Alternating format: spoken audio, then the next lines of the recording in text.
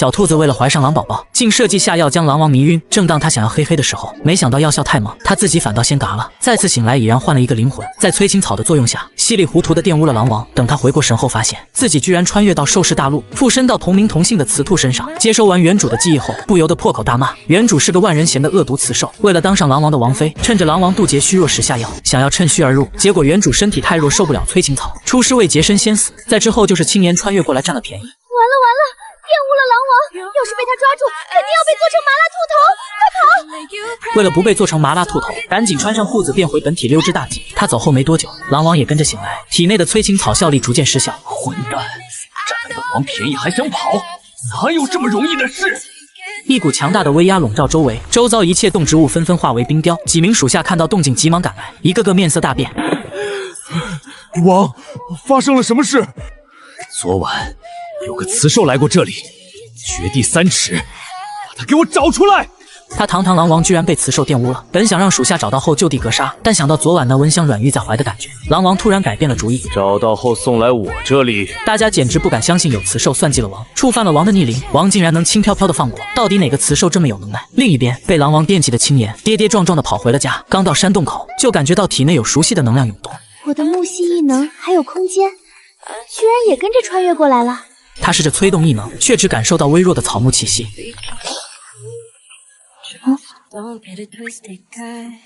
唉，居然退换成初始状态了。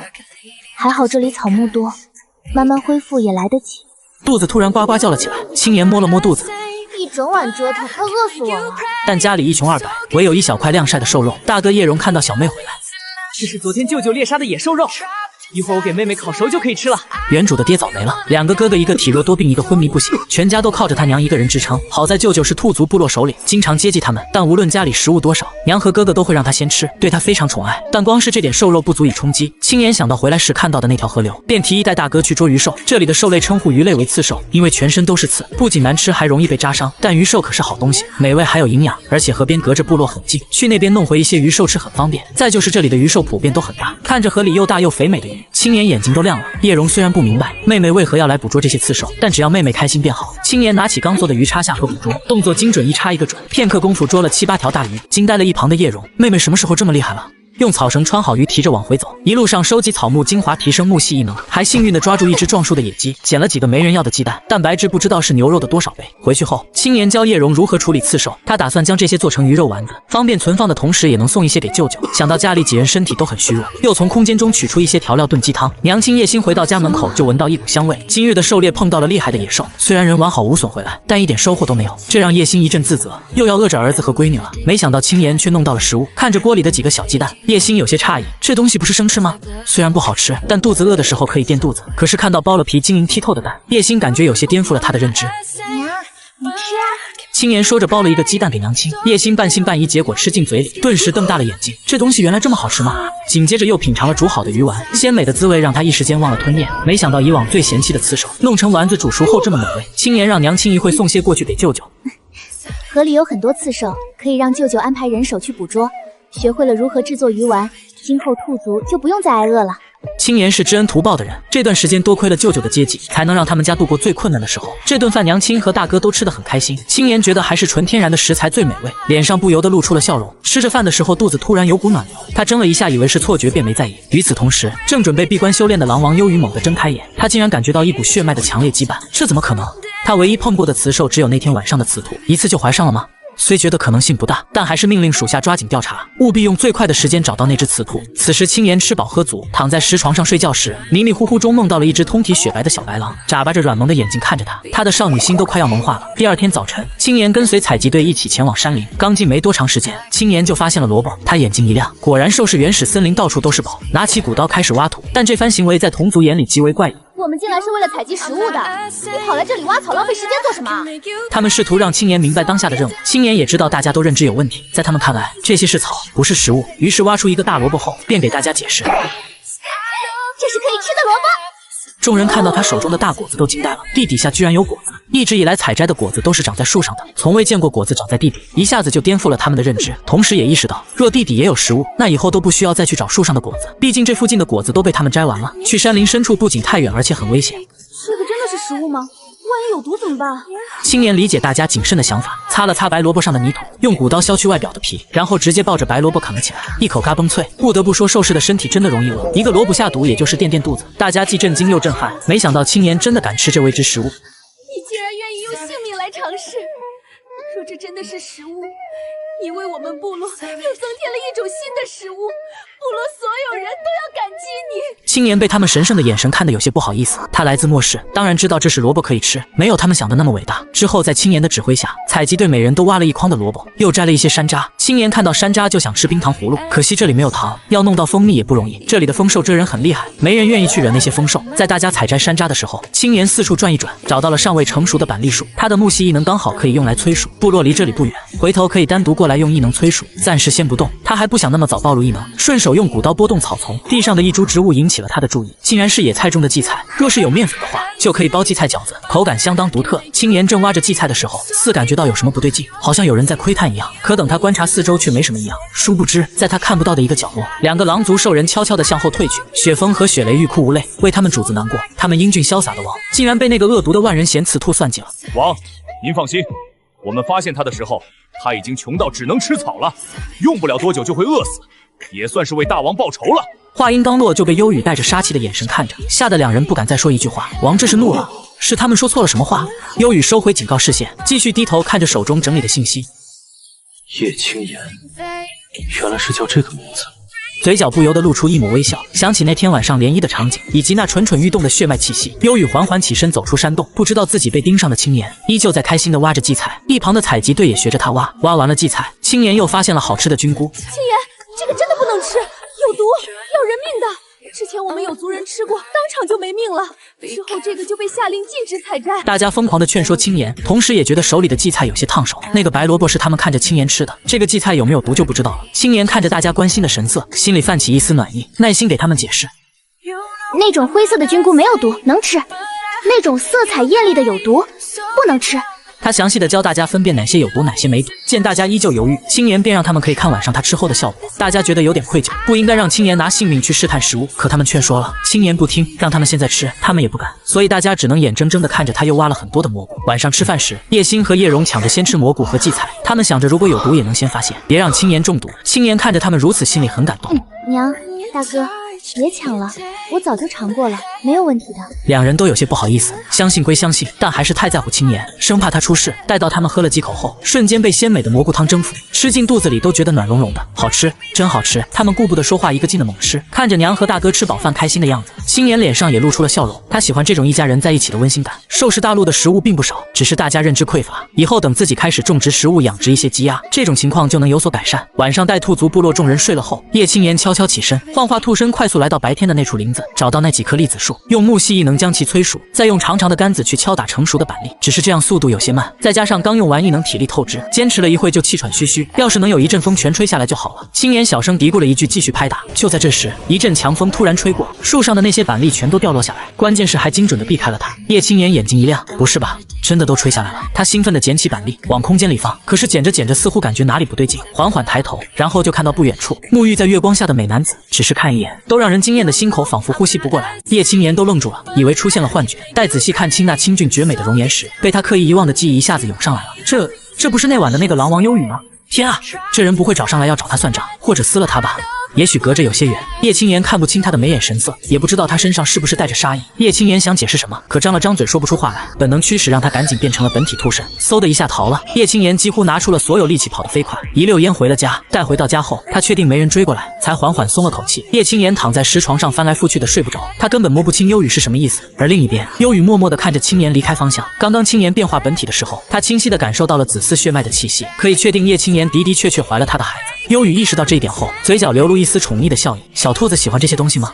望着地上的板栗，一阵风吹过。第二天清晨，青年被娘亲和大哥的声音吵醒，本想不理会继续睡，却听到了关键信息。娘，这些毛刺果是你让人弄的吗？没有啊，这些不是你们昨天采摘的吗？叶青言猛地睁大了双眼，一溜烟小跑到洞口，果真看到地上摆放的一堆板栗，关键还全都去了壳，不用他再费心去处理那些毛刺。不是吧？叶青言非但没有高兴，反而一脸警惕地看向四周，甚至用木系异能去感受，却没发现什么异常的地方，不由得想到了昨晚的幽雨。你从哪儿弄来的？哦，昨晚我睡不着，就捡了一些回来，可以存储起来当冬季的食物。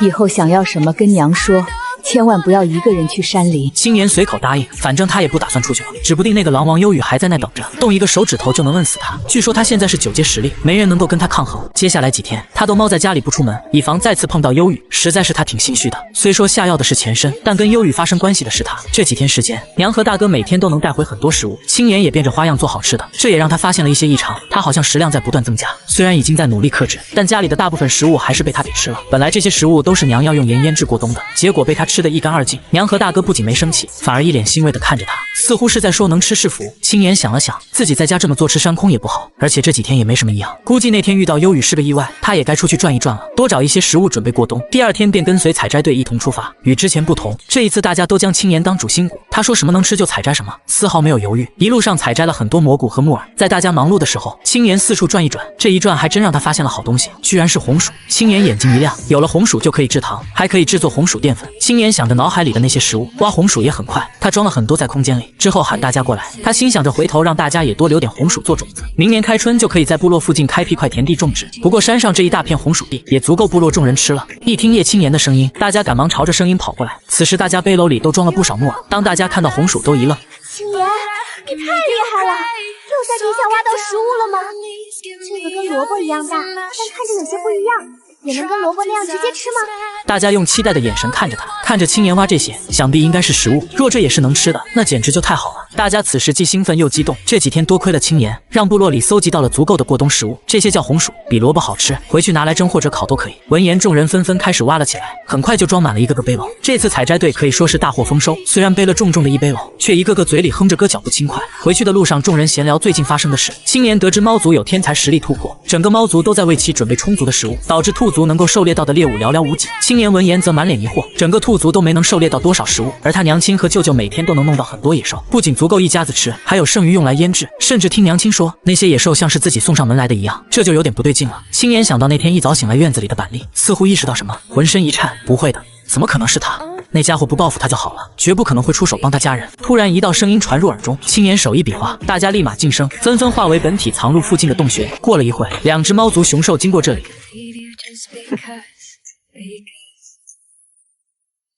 刚刚明明听到有动静，怎么过来了什么也没有？有可能是我们来晚了，真是便宜他们。要是能捉到几只兔兽，那就立功了。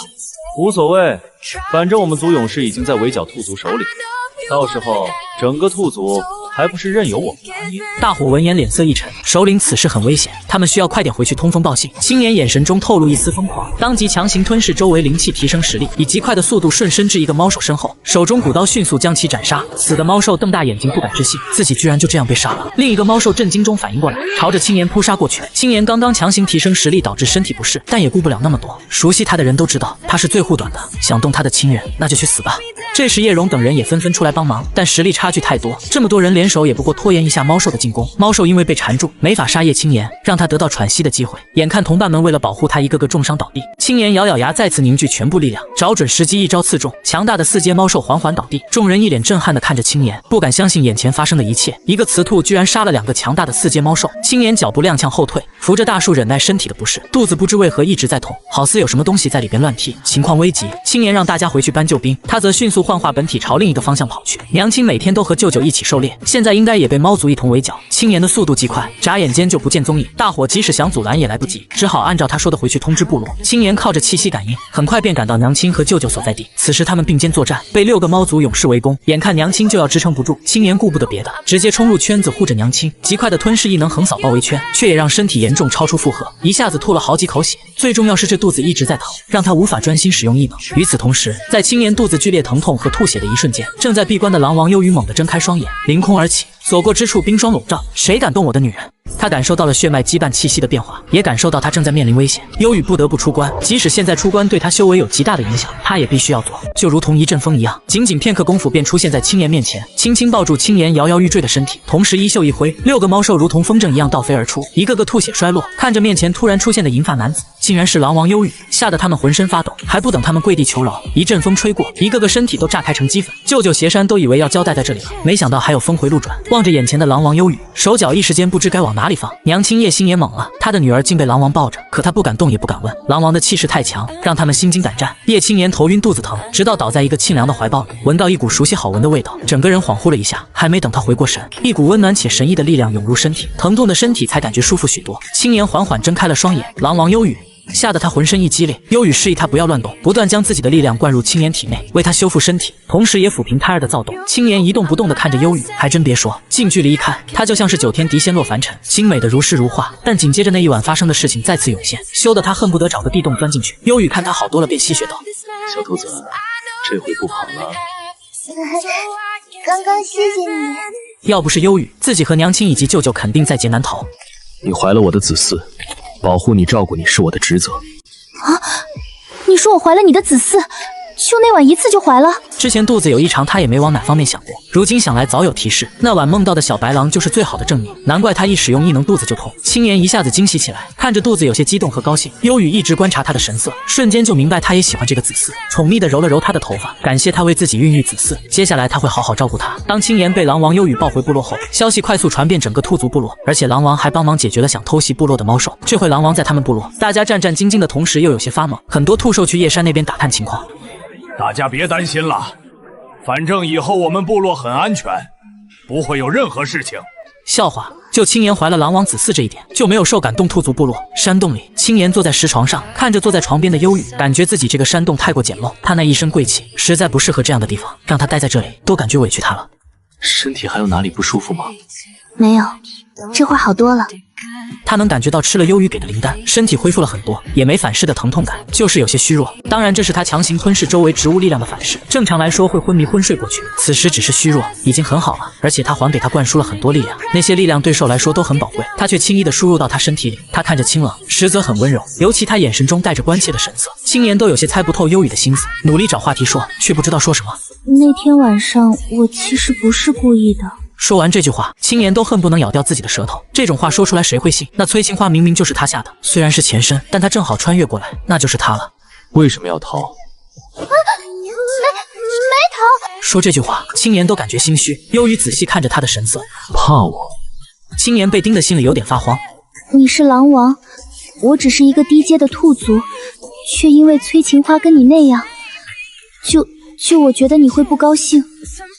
所以我以后不出现在你面前，这件事能不能一笔消？一笔勾销？怎么，撩完就跑，用完就甩，还是想带嫖跑路？叶青言，你当本王是工具？兽是规矩，此兽睡了凶兽就得负责。想补偿？行啊，我要你。连同你肚子里本王的子，猫族要是敢惹你，灭了便是。他揽紧怀中小雌兽，声音极具诱惑。从今往后，我雪狼王就是你的首服。他想要的是他的全部。青岩听到这霸气十足的话，整条心弦都狠狠颤动了。狼王忧郁想成为他的受服，这做梦都不敢想的事情。那你不准再有别的雌性。好，都听你的。那天的板栗是你送来的吗？还有娘和舅舅的猎物也是你安排的？你喜欢吃我就多弄点。男人想带他回狼族部落，青岩虽然也想去，但现在去肯定会被一些雌兽妒忌死。忧郁并没有强迫他。你喜欢这里，我们便住在这里。你想去狼族，我便带你去狼族。忧郁留在兔族部落待了几天，便回去狼族处理工作。待忧郁离开后，他也没闲着，准备上山寻找食物。他的孩子是狼族的王子，以后身上可能也要肩负着责任，所以青岩此刻觉得应该做点什么，在冬天来临之前多找一些食物，保住兔族，也能帮忧郁。得知青岩要出去，娘亲虽然不放心，但看女儿坚定的神色，只能去找了自己大哥叶山。当即安排大儿子负责保护青岩，走在山路上，时不时的碰一下花草树木，吸收一些木系异能力量，同时也观察有没有新的食物。没多久就发现一片野生黄豆，青岩激动坏了，脑海里闪现出豆腐、豆浆、豆腐脑等食物，炖豆腐汤、炒豆腐，用豆腐炖鱼等等，口水都快流出来了，连忙招呼表哥一起采摘黄豆。叶硕知道这些也是食物，也很开心。这么大的一片黄豆地，再加上红薯和菌菇等等，这一次能够在集市上兑换很多东西了。兔族部落物资稀缺，无论是盐还是修炼的丹药，都需要去集市上兑换。以往他们只能用野兽肉和兽皮交换，导致食物紧缺。如今有了青岩找到的各种食物，兔族部落才能勉强生存。等他们回到部落，10天已经黑了。刚到舅舅家，就听到一阵哭泣声。首领，求求你救救我奶奶吧！她摔了一跤后就昏过去了。叶硕，快去请巫医大人！青年想着自己会木系异能，对于伤势有帮助，也跟着过去看一看。刚到小山洞，就看到里面躺着个昏迷不醒的老奶奶，老人家瘦的皮包骨头，一看就营养不良的样子。再看旁边哭着的格斯，据说已经12岁了，但很瘦很小，看起来也就8、9岁的样子。再看山洞空荡荡，院子也几乎什么都没有，这才意识到部落的严峻情况比他想的都严重。部落兔兽人多，真正有能力狩猎的其实很少。青年悄悄给老人家输送了一些木系异能，确保他身体没事。这时洞口外有人喊：“巫医大人来了！”随后一个皮肤冷白、眼尾有一颗泪痣的男人走了进来，那妖媚的眸子仿若天生含情，勾得青年心间一颤。他一出现，屋内所有人忍不住将视线落在他身上。巫医大人，求求你救救我奶奶！乌泽上前来到床边坐下来，伸手给格斯的奶奶把脉。屋内静悄悄的，谁也不敢打扰他诊治。之后乌泽拿出银针来针灸，他手指的速度极快，银针仿佛带着一股力量。青年不由自主地看向这位巫医的手，他的手修长如玉，骨节分明，仿佛少女漫画中男主角的手一样。过了许久，乌泽收了银针道：“他的情况暂时稳定下来了，但还是要好好补补身体。”和青年想的一样，主要还是长期营养不良造成的。但部落里像林阿婆这样的兽人很多，部落就算是再有实力，也无法完全解决这样的情况。仅靠狩猎到的那点物资，根本不足以让所有族人吃饱。他还是要帮部落多找到一些新的食物才行。乌泽起身准备离开，只是不知为何，他缓缓转头看了一眼青年，这一眼让青年有一种自己被勾魂的感觉，尤其他视线落在了他的肚子上。叶小姐怀有身孕，这几日要多休息。青年不自然地想躲避他摄人的眼神。多谢巫医大人关心。叶小姐不必言谢，若有什么需要，可以尽管来找乌蒙。说着，他撑起油纸伞，再次迈入狱中。待他走后，女人不知为何松了口气。回去后，他用干草弄了个小窝，把鸡蛋放进去，尝试孵化。这样真的能孵出小鸡？若真像你说的，可以在院子里养鸡，可以吃鸡蛋，部落里能活下来的兽人就多了，也是大功一将。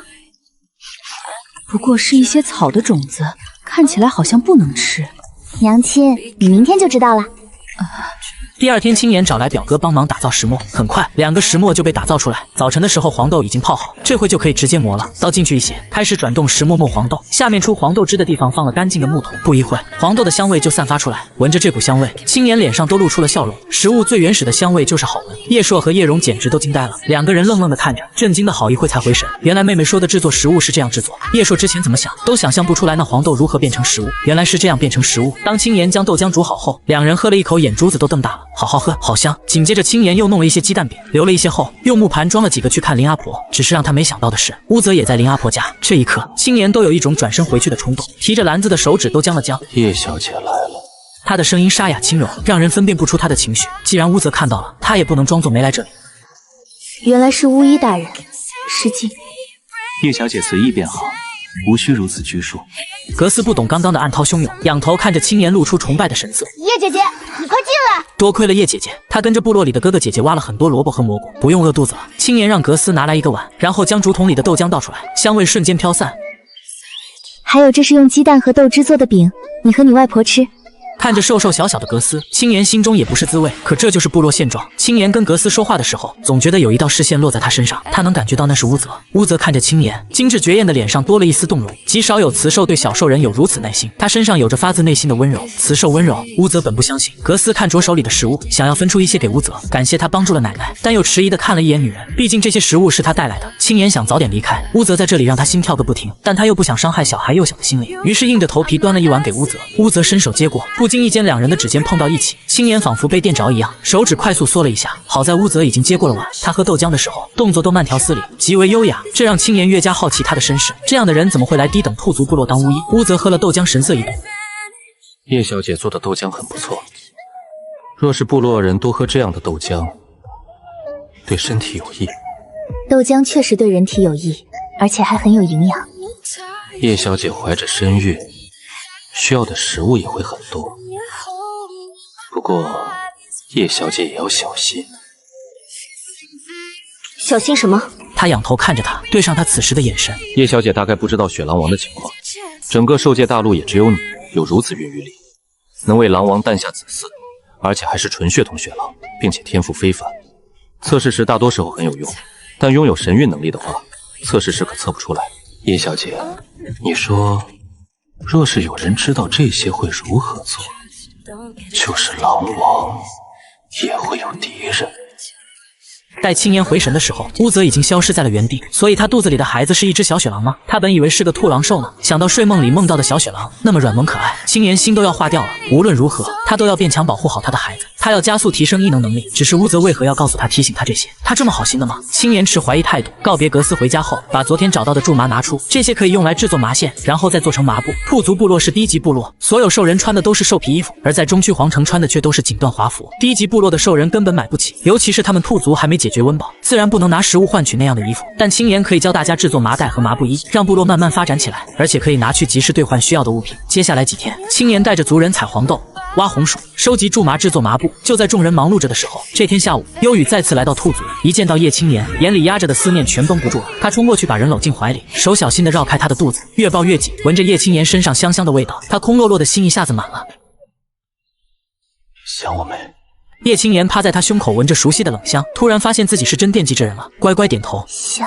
幽雨被他这声响戳得心尖发颤，恨不得把人嵌进自己骨头里。叶青年忽然闻到他身上有血味，你受伤了。幽雨温柔地给他整理头发，没有，这是别人的血。原来这段消失的日子是为了解决猫族的事情，如今猫族的威胁已经清理完毕，确保没人敢再对兔族出手。叶青年抬头看着他克己复礼、金贵克制的样子。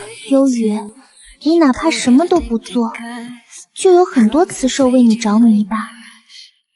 你说你做了我的兽夫，若一个个的雌兽都来嫉妒我，可如何是好？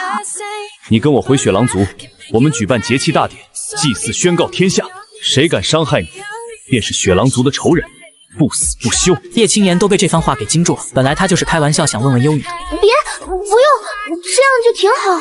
他可不想那么高调，从此之后就跟失去自由一样依附雪狼族生活，而且明枪易躲暗箭难防，最主要的还是靠自己。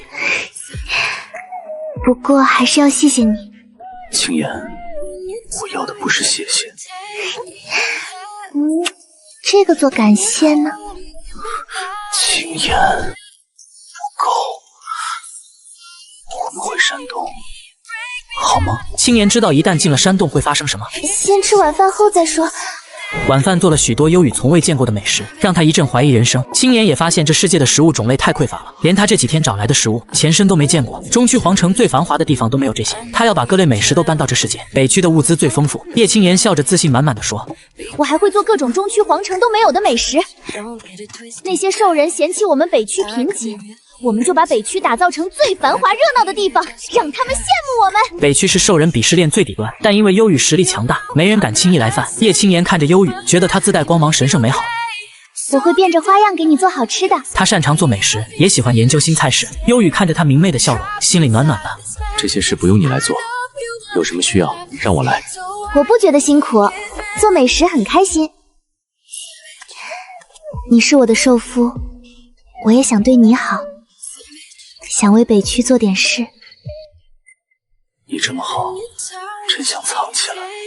你这么好，我也想藏起来。不用藏，我是你的。这时洞外传来脚步声，叶青年赶忙整理好表情。大哥和娘亲回来了，还带来了食物。幽雨叫了一声娘和大哥，两人受宠若惊。村里的兽人们也来感谢叶青年，送来了食物。看到雪狼王，大家脸色都变了，放下东西就跑。部落里的人私下里都在感叹叶青年有能耐，能让雪狼王成为他的受父。夜深了，叶青年泡在木桶里，突然听见脚步声，幽雨拎着水条过来。我自己能洗。上次在山洞，你胆子可比现在大。热息喷在耳后，叶青年浑身发麻。那天他当时春梦，抱着人家脖子不撒手的事，这回全想起来了。上次也不知哪来的胆子，这男人强势的要命，自己这小身板真扛不住。不过兽氏规矩特别，兽夫越强，雌兽越受益，更别说他还是9阶雪狼王。他忽然凑过来，手指抹擦他嘴唇。当初敢算计我，现在怂了。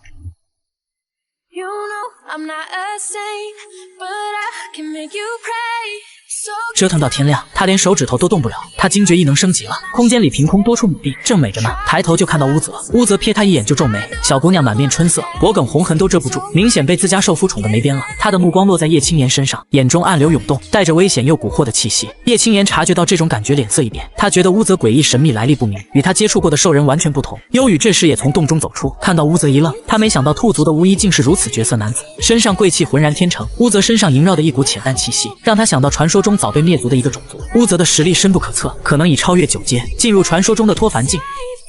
我观乌大人并不是兔族本族之人，不知巫医大人因何缘由来了兔族？自然是兔族曾经的巫医大人救过我，对我有恩，我也答应做兔族的巫医，报答这份恩情。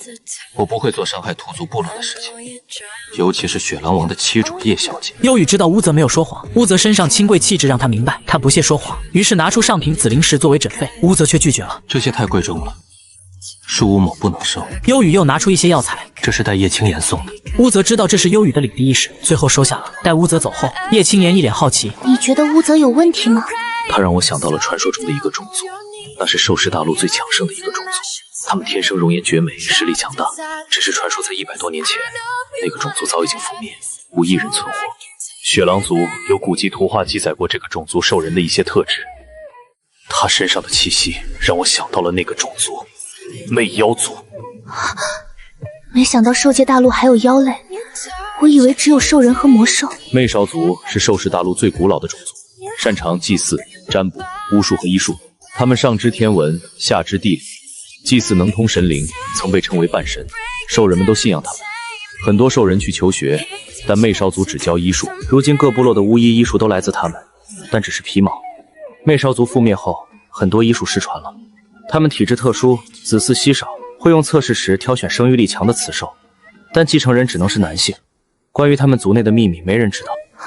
若乌泽真是魅烧族，实在不可思议。测试生育力的测试石也是他们族的吗？对，那种测试石是他们族发明的。我断言你拥有神韵能力，才导致测试石失效。对不起，不该说这些。没事，我只是惊讶。我很爱我们的孩子，不想现在让人知道。我担心有人会伤害他。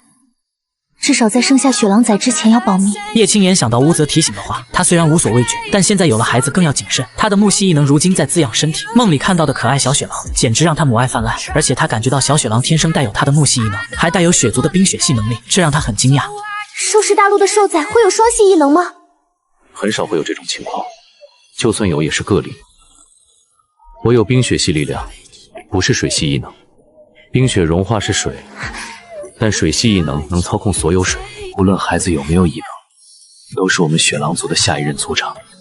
我会爱爱他，保护他，没异能也没关系，这是我们的孩子，是我的珍宝。可要是兔子或兔狼兽呢？混兽在兽氏地位低，常被贵族歧视。但叶青言知道自己体质强，应该生的是小雪狼。幽雨笑着摸他头发，我们的孩子都是珍宝，有我在，会守护好他。叶青言看着他，心里暖暖的。越了解幽雨，越觉得他好。穿越到兽氏其实也挺好。接下来几天，在幽雨的陪伴下，青年的脸色越加红润。他也时而给幽雨做韭菜炒肉、韭菜炒鸡蛋、韭菜炒韭菜，吃的幽雨脸色都有些发绿。他有木系异能，在冬天催熟韭菜轻轻松松。此时幽雨突然接到迷雾森林的情报，最近魔兽疯狂撞击结界，一旦结界破开，整个魔族入侵兽氏大陆，所有部族都会面临危险。青年脸色都变了，幽雨放心不下，他担忧地看着女人。青年虽然很不舍，但他知道幽雨作为北区的王，这是他的责任。他若是实力足够，也会去帮他做这些。可眼下他只有一阶的木系异能。幽雨上前用力地抱了抱青年，但却避开他的肚子，他眼中带着浓烈的不舍。青年也用力抱紧他，你不要有事。他知道巩固结界并不简单，那结界是很久以前雪狼族大能联合起来封印的结界，据说那时候牺牲了很多雪狼族的人。他想自私留下幽雨，可他也知道他不能，他也想陪着幽雨去边境，但理智也告诉他，他现在还怀着身孕，不能去危险的地方，尤其那边隔着魔气那么近。雪狼族冰雪系的能量能克制一些魔气，但他本体只是兔手，异能是木系异能，并不是冰系异能。待幽雨离开后，青年都感觉心中有些怅然若失。如今他突然间回去，随时可能面临危险，他确实有些不安。他只能让自己先忙起来，去山上寻找新的食物，却没想到撞见了采花的乌泽。只见乌泽手里拿着一朵油菜花，青年眼睛都亮了。油菜花结成籽，可以用来榨油，榨出的油可以用来做饭做菜，新鲜的油菜可以做蔬菜吃，这是好东西。尽管不是很想接近乌泽，但还是主动上前询问。乌大人，这种花在何处可寻？在那山谷之中。莫要着急，因为你还有6天就要临盆。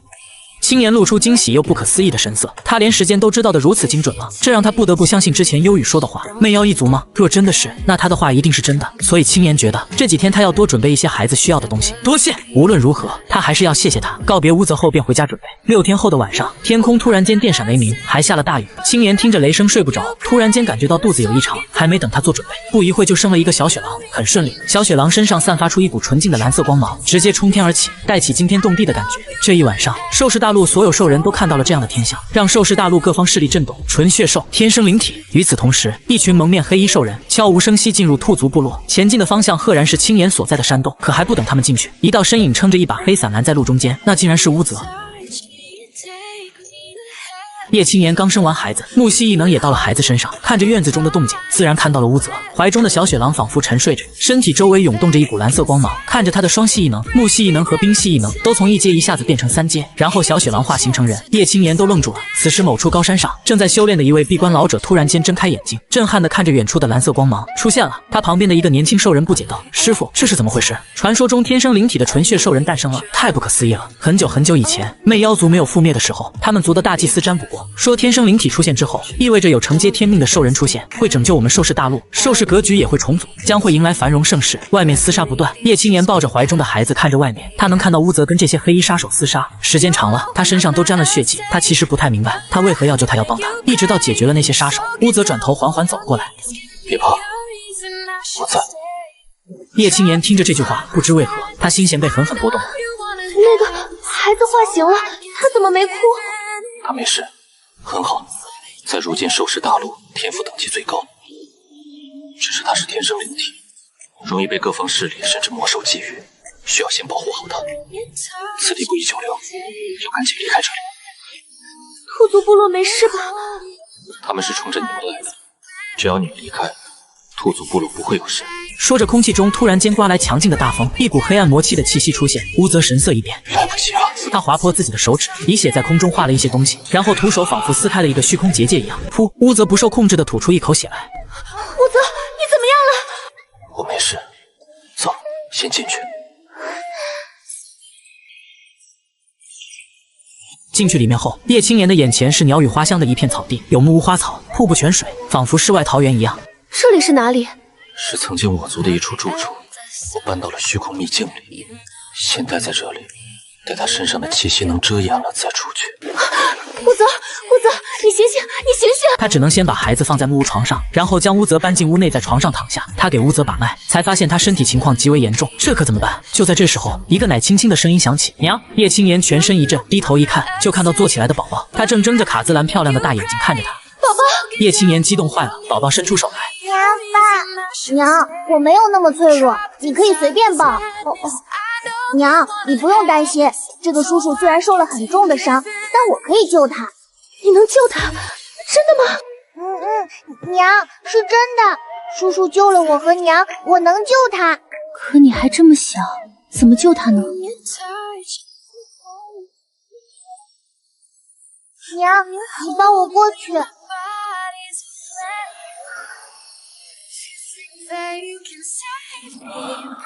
娘，叶叔叔暂时没事，他睡一段时间会醒。不过他身体旧伤好重啊，这个需要很厉害的木系异能才能修复。不过还有一个很好的方法，可以让叔叔内伤旧伤好起来。什么方法？就是娘跟这个叔叔生弟弟妹妹。你这孩子，这种话可不能乱说。娘，是真的，宝宝不骗娘。你怎么会知道这些？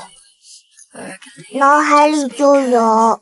我们先在这里住下，外面那些魔气是冲着你来的吗？娘，对不起，我现在还小还弱，没法阻拦那些魔气。让我再一个变强，我就能克制他们，他们就不敢靠近我了。是因为你是天生灵体。娘，宝宝这个体质修炼很快的，会很快变强的。娘不要讨厌宝宝。娘很喜欢你，怎么会讨厌你？你这么可爱乖巧，娘喜欢你都来不及。宝宝也很喜欢娘。娘，我叫什么？你先叫你小名大宝吧，等你爹回来给你起大名。对了，你饿了吗？你想吃什么？或者娘要怎么照顾你？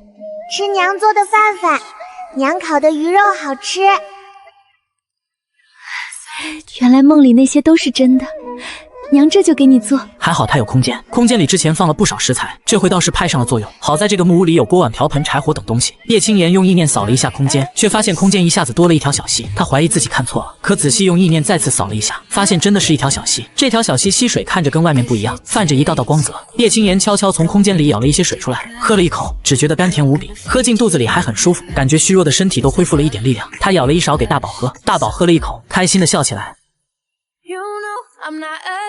你先睡一会儿，娘先做饭，做好饭叫你。叶青言这才进入空间，这次他发现空间田地变大，农家院里的桌子上还多了2罐奶粉，还有奶瓶以及一些婴儿用品，最主要的是还有一些小麦种子。看到小麦种子，叶青言才最激动。小麦种子，有了小麦种子，就可以在空间批量种植小麦，还可以快速催熟小麦，就可以早点吃到面粉。不过看到这些东西，心中却很疑惑，空间怎么会突然冒出了新的东西来？以前不都是我放才会有吗？主人为优质兽夫生崽崽，空间会有奖励，主人还会积攒功德。空间突然冒出这个声音，可以前空间也没有声音啊。奖励就是这些东西吗？还有别的吗？你说的功德又是什么呢？然而这次系统没有再回答了。他感受了一下外面的动静，发现大宝还在睡觉，便不着急出去，开始把小麦种子种在空间的田地上。出来后，叶青言便开始烧火做饭，用空间的灵泉水熬煮红薯鸡蛋粥。大宝睡着的时候，迷迷糊糊闻到了香味，然后他睁开了眼睛坐起来，他用手揉了揉眼睛。娘，宝宝，你醒啦？娘，爸。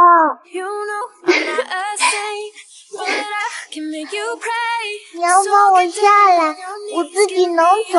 然后撑着地面站起来，扶着墙壁走着，走的不是很流利，有点笨拙，中间还摔了一下，可把叶青言心疼坏了，要去扶着他。娘，我自己有个。带来到桌边，他还是有些小，没法爬到椅子上坐下。叶青言就把他抱上椅子。这是奶粉，这是红薯鸡蛋粥。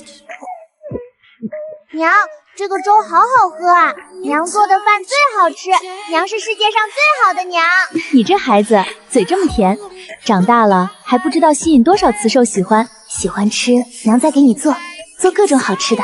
晚上睡觉的时候只有一张床，昏迷的乌泽躺在上面。叶青言总不能也去床上睡觉，他找了一些干净的草铺在地面上，他把大宝放在床里侧睡觉，他打算在地上草堆上睡。娘，你也上来。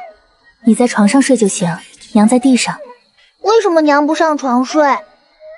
那样对你巫叔叔不好。虽然寿氏大陆根本没有明节一说，但叶青言就觉得那样不妥当。他连哄带骗让大宝自己在床上睡觉，他则在草堆上睡，可太硬了，他也不习惯，所以失眠了，翻来覆去半夜才睡，而且第二天早晨醒来的时候都湿疹了，脖子僵硬的都不能动。娘，大宝给你呼呼。说着，大宝将小手放在叶青言的脖子上，木蜥蜴能涌动着，叶青言脖子这才好些。那个娘就是不小心让你担心了。娘要是不想让大宝担心，也上床跟大宝一起睡。巫叔叔睡着也不会乱动，我们不乱动，叶叔叔也不会知道的。而且爹也把娘托付给叶叔叔了。什么叫托付？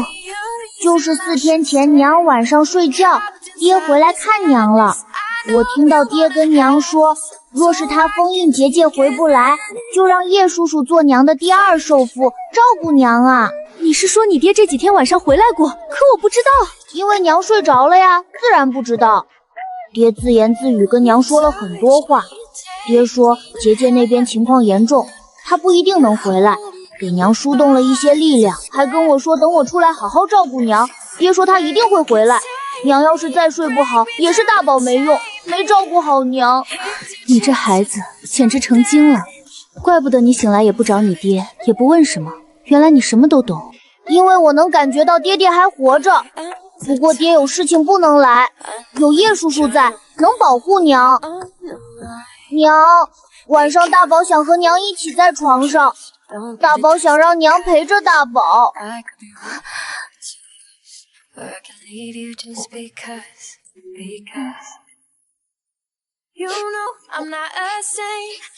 娘在地上，大宝心疼娘，大宝也睡地上。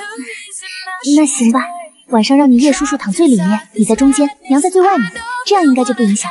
不过这件事回头不许跟你叶叔叔说，反正他现在昏睡着，也不知道外面什么情况。娘，我不说，大宝是乖宝宝，答应娘的事情会做的。大宝真乖，到了晚上，上床睡觉躺下，哪怕叶青言躺在最外侧，大宝躺在中间没什么，可不知为何，他好像还能闻到一股淡淡的药香味。他知道那是乌泽身上的气息，这种气息甚至都有一种蛊惑人心的感觉。一直到半夜，他很困的时候才睡着了。可殊不知，母子两个睡觉都是不老实的。叶青言睡梦中迷迷糊糊，感觉自己抱着一块冷玉睡着了。等第二天他醒来的时候，却发现自己整个人如同八爪鱼一样缠在乌泽身上。他睁开眼睛，就看到了乌泽美如妖媚的一张脸，心都漏跳了一拍。对不起，我真不是故意的。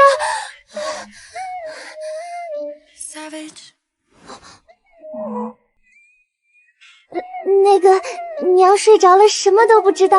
娘，叶叔叔身体好一点了，确实好多了。不过我的木系异能好像也增强了。娘昨晚和叶叔叔挨着，娘身上的异能也能自动修复叶叔叔的内伤，娘也能增强自己的木系异能，还能这样。这样虽然有好处，不过大宝，咱们不能这样。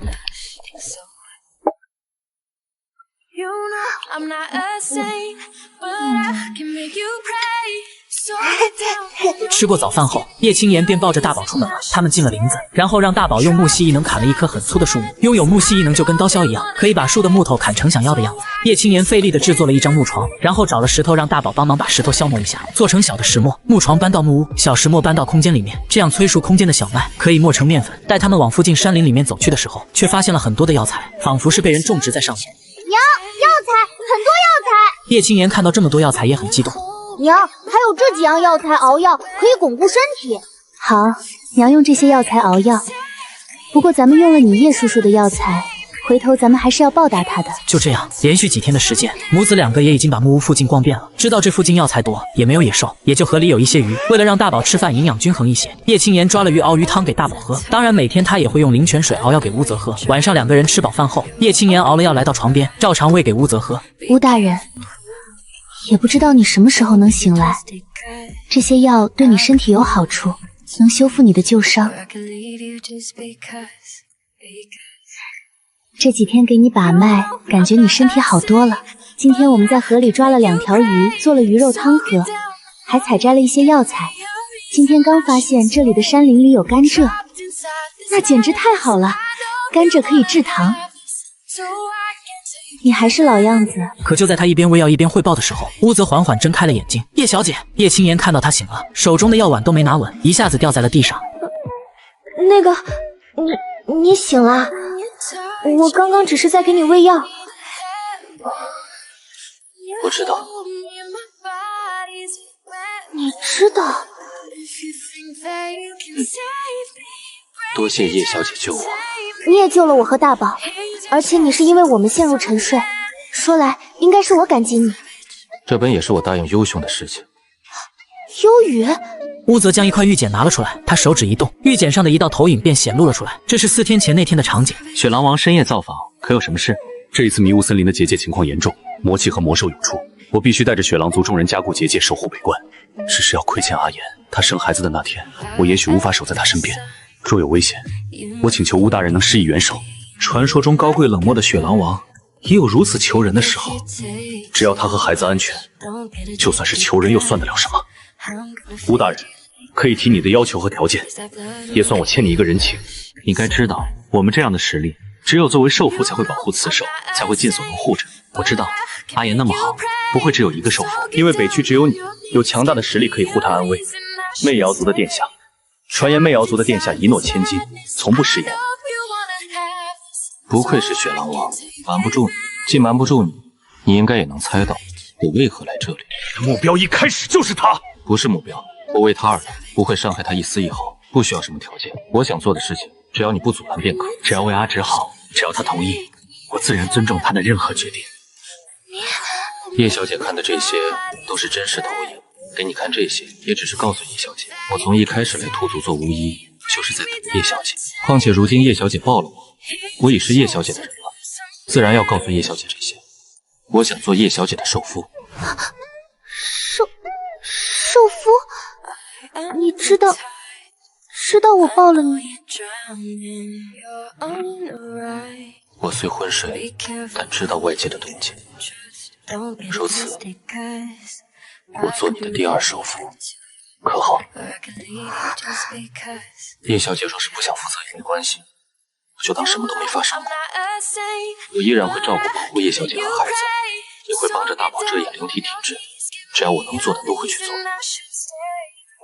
我没说不负责任，我就是想知道，你说的那个命为我而来，到底怎么回事？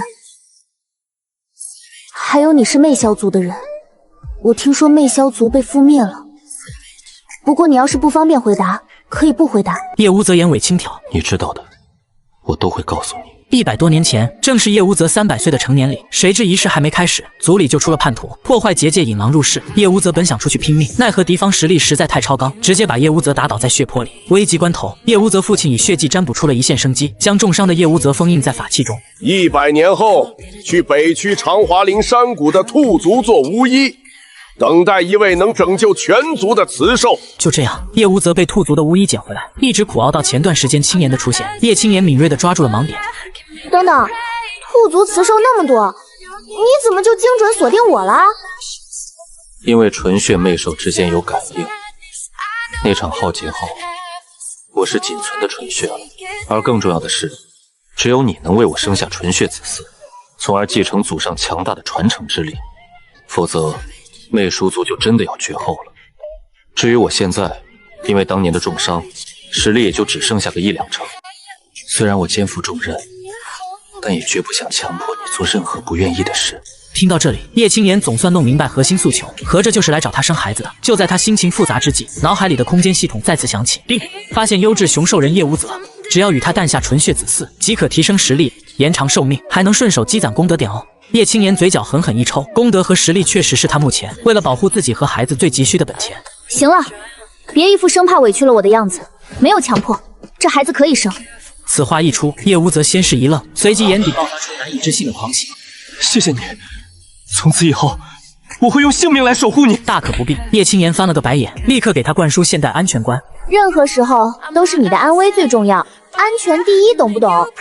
再说了，既然你做了我的兽夫，以后我也会变强罩着你的。被一句我罩你砸晕的叶无泽，瞬间露出了受宠若惊的神色。他活了几百年，还是头一回听说雌兽要保护兽夫的。当下他感动的心弦狂颤。就在气氛即将走向粉红泡泡时，叶青岩话锋一转。对了，当年灭杀你族人的到底是什么势力？或者说，是哪个兽族干的好事？提到当年的惨案，叶无泽眼底掀起赤色寒芒。当年袭击我们的兽人全都黑衣蒙面，来历成谜。最可怕的是，他们当中有许多人竟然都是脱凡境。要知道，在整个兽氏大陆，凡兽境9阶已经算是天花板战力，能达到脱凡境的大能屈指可数。因此，这群人就像是凭空出现，又凭空消失了一般。我暗中查探多年，至今没有找到任何蛛丝马迹，而且他们的目的性极强，简直像是来零元购的。魅妖族的所有物资全被这股势力洗劫一空。听完这番话，叶青岩摸了摸下巴。你们族什么东西被掠夺最多？是食物和药材。这就对上了。叶青岩打了个响指。怪不得这处秘境里长着那么多珍稀药材。那是当年我在族中种下的。不过，既然你来了，以后我的就是你的。这里的一切全凭你做主。面对这突如其来的财产转移，叶青岩也不客气。这里的灵气比外面充沛得多，简直是绝佳的天然农场。既然那帮神秘人缺粮，那我们就来个大反击。在这里大批量种植萝卜、黄豆等各种蔬菜作物。不仅如此，我还在这秘境里发现了甘蔗，这可是个能制糖的宝贝。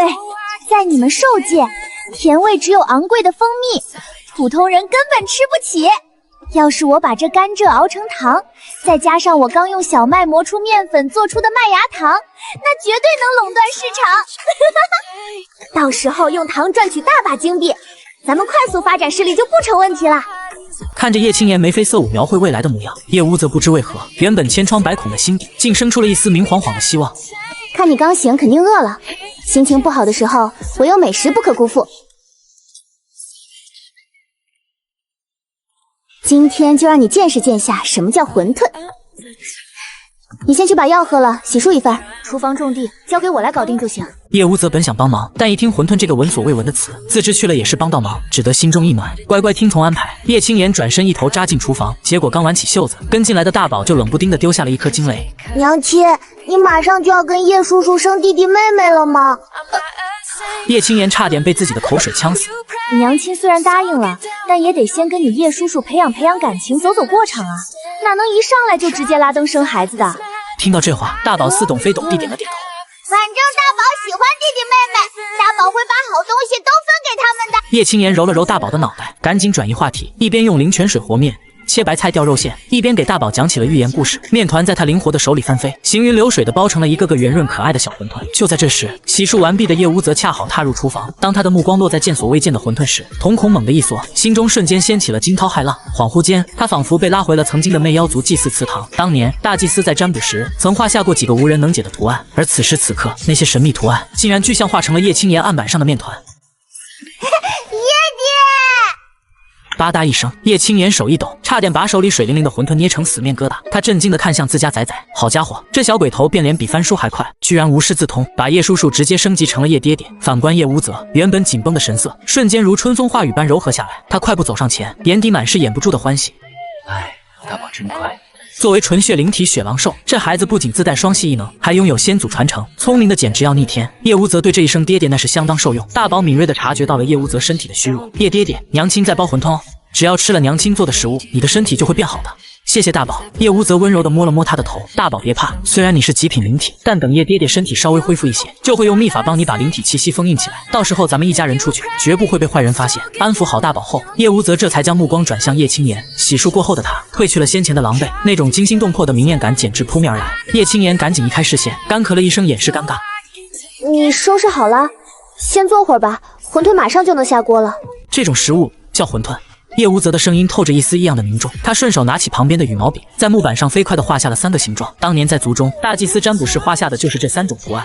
后来我父亲血祭时告诉我，让我务必去兔族找你。他说你会给兽氏大陆带来前所未见的丰富食物。父亲这辈子最大的心愿，就是能看到兽氏大陆食物储备的样子，因为只有大家都吃饱了，纷争才会减少。我们魅妖族之所以被盯上并惨遭灭门，大概率也是因为我们掌握了长期储存海量食物的方法。叶青言凑过去看了一眼木板上的画，好家伙，你们家大祭司简直是个跨界美食博主啊！他画的这3个分别是馄饨、水饺和米糕。早晨咱们先吃馄饨，晚上吃水饺。至于米糕，得等以后咱们找到大米了才能安排。听到兽氏大陆食物如此匮乏，叶青言脑海中资本家雷达瞬间滴滴作响。既然食物在这是刚需，那这绝对是暴利行业。干脆去中区的繁华城池摆个小吃摊，等钱攒够了，就盘个大店铺开顶级酒楼。那些皇室贵族最喜欢花重金享受美食，等有钱了，就雇佣一支最精锐的兽人雇佣兵，到时候一边保护大宝，一边把仇人揪出来踩在脚下。听着这番简单粗暴却又极具执行力的美食复仇计划，叶无则眼底的阴霾一扫而空。大隐隐于市，用美食积攒财富与势力。好，都听你的。眼下最要紧的自然是苟住发育，这处隐秘的秘境就是他们最好的新手保护区。现在咱们不着急出去，首要任务是把身体养好。叶青言一边麻利的揉面捏馄饨，一边定下了基调。等叶无则恢复了实力，不仅能保护大宝，还能施展秘法隐藏大宝那惹眼的灵体气息。馄饨包得飞快，不一会儿3人份的量便整整齐齐地码在了案板上。叶青言刚准备生火煮水，叶无则已经顺手从院子里抱来柴火，十分自然地坐在了灶台前。我来烧火吧。看着他那行云流水的一套动作，叶青言不禁有些纳闷。你以前好歹也是魅瑶族的殿下，正儿八经的继承人，难道不需要别人伺候，得亲自干这些粗活？叶无则闻言哑然失笑。你不会以为我什么都不用做吧？作为雄兽，必须从小学习各种生存技能，要不然以后怎么能照顾好自己的伴侣？这句意有所指的话，配上他那低沉撩人的嗓音，杀伤力堪称核武级别。水开了，水开了，下馄饨。等煮的差不多了，他又撒了一把葱花，打了个漂亮的鸡蛋花，最后淋上调料，大功告成。开饭！3人围坐在桌前，大宝虽然才刚出生不久，却极为省心，坚决拒绝了娘亲的投喂服务，非要自己拿着小勺子独立进食。看着大宝撅着小嘴呼呼吹着热汤的可爱模样，叶青言忍不住嘴角上扬，跟这小家伙待在一起，简直能治愈一切精神内耗。娘亲，闻着好香啊，这跟以前的食物完全不一样。大宝吸了吸鼻子，眼睛亮晶晶的。这叫面食。晚上娘亲再给你们包水饺吃，慢点吃，小心烫嘴。叶无则见大宝急得团团转，便悄悄动用了一丝灵力，一股柔和的力量扫过大宝面前的碗，那滚烫的馄饨汤瞬间降温到了适宜入口的程度。不过这却让叶无则本就没恢复的脸色又苍白了几分。大宝敏锐地察觉到了不对，立刻心疼地放下勺子。大宝可以等他自己凉的。叶爹爹的身体最要紧，不要乱用力量了。没事，你还小，饿坏了肚子可不行。快吃吧。叶无则心头一软，温柔地揉了揉大宝的毛茸茸的脑袋。大宝乖巧地点点头，舀起一个馄饨塞进嘴里。下一秒，他的眼睛猛地瞪圆。太好吃了，这是大宝吃过最好吃的食物。说完便开启了暴风吸入模式，头都不抬了。慢点儿，锅里还有呢，不够娘亲再煮。叶青言被他逗乐了，转头看向一旁还没动筷子的叶无则。你也尝尝，吃点好吃的，心情也会跟着好起来的。叶无则优雅地拿起勺子，舀起一个馄饨送入口中。就在那一瞬间，他不可思议地睁大了眼睛。怎么样，好吃吗？叶青言期待地问。叶无则眼底漾开一层潋滟的笑意。确实是我这辈子从未尝过的无上美味，很好吃。一顿早饭吃得宾主尽欢，在美食与灵泉水的双重滋养下，叶无则的脸色终于恢复了几分血色。吃饱喝足的大宝摸着圆滚滚的小肚子，在床上兴奋地滚了2圈。娘亲，你之前说要用那个叫甘蔗的东西熬糖，我们现在就去砍甘蔗吧。行，说干就干。你重伤未愈，就在家里休息，我和大宝去就回。不行，我陪你们一起去。话音刚落，叶无则穿上了斗篷，紧接着他十分熟练地将大宝抱进怀里。叶青言脑海里突然闪过一个念头：你该不会是很怕阳光吧？叶无则轻叹一声：当年灭族之战，我重伤濒死，被封印在地下法器中。100年后虽重见天日，却落下了聚光的病根，一晒太阳旧伤便会复发。叶青言心头一揪，会好的。无妨，早就习惯了。闲聊间，三人到了甘蔗地。这就是糖汁，等咱们出了秘境，靠卖红糖绝对能大赚一笔。叶青言指着甘蔗，满眼都是资本家的光芒。叶无则刚要点头，大宝已经兴奋地伸出小手，异能微闪，咔嚓一阵脆响，一整排甘蔗瞬间齐刷刷倒地。叶青言看得目瞪口呆，好家伙，这小不点才是他们家的战力天花板吧？有了异能加持，削皮、榨汁、熬煮一气呵成。叶青言指挥叶无则烧火熬糖，自己则转身去厨房张罗午饭，揉面、切条、炒臊子，动作行云流水。没多久，几碗热腾腾的手擀面端上了桌。叶无则和大宝再次陷入了没见过世面的震惊中，两人动作出奇一致，呼噜噜一顿暴风吸入，连汤底都没剩一滴。娘亲，面条也太好吃了吧！大宝摸着圆滚滚的肚子，好吃也不能顿顿吃，明天娘亲再给你们换花样。看着这一幕，叶无则心弦微颤。在兽世，雌兽极少如此亲昵地对待幼崽，他更是从出生起就没被母亲抱过，直到遇见他，他才明白母爱竟能如此温暖。下午，红糖终于出锅切块，看着成型的糖块，叶青言的搞钱雷达再次滴滴作响。兽世美食文化如此落后，只要用美食赚够钱，拉起一支精锐雇佣军，以后还不是在这片大陆横着走？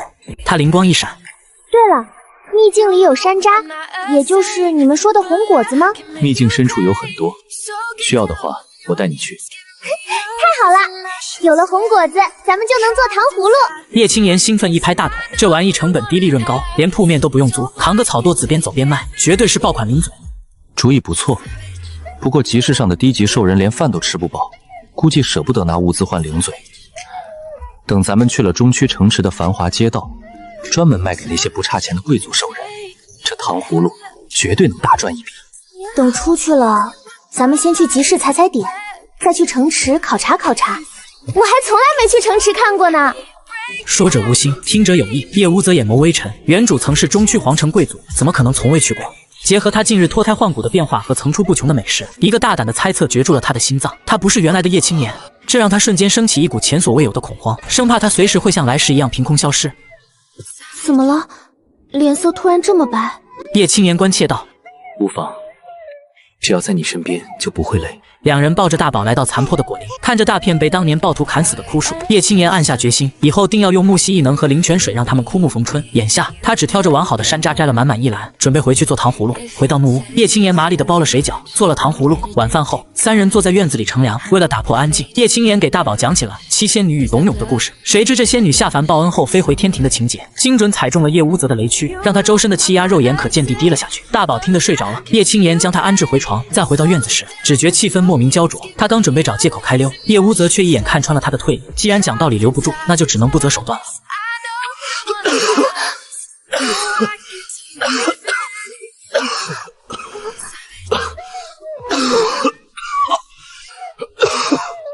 怎么还吐血了？